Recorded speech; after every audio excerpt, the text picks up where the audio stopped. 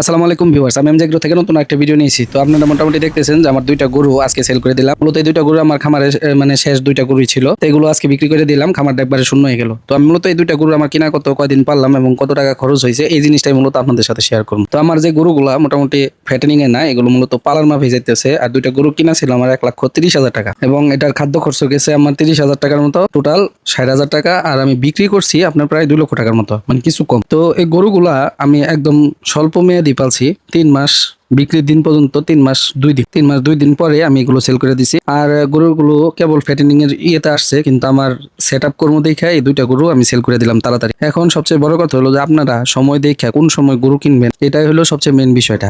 এখন আপনি কয়তদিন গরু পালবেন সেটা বড় কথা না, বড় কথা হলো আপনি কোন সময় গরুটা বিক্রি করতে চান, ওইটার অনুযায়ী আপনার ওই বয়সের গরুগুলো আপনার কিনতে হবে। আর এটা হলো যে আপনি রমজানের পরে বা রমজানে বিক্রি করার জন্য যদি এখন গরু কিনেন, তাহলে হয় ছোট গরু কিনবেন।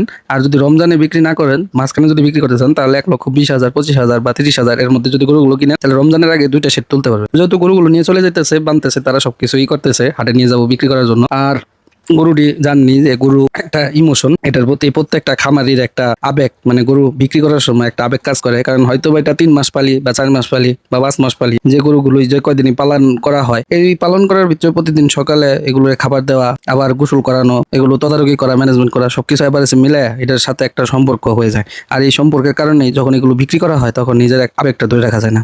তো ইনশাল্লাহ আমি মোটামুটি সবকিছু জানাই দিলাম। সবাই ভালো থাকবেন, সুস্থ থাকবেন, দেখা হবে অন্য কোনো ভিডিওতে। আসসালামু আলাইকুম।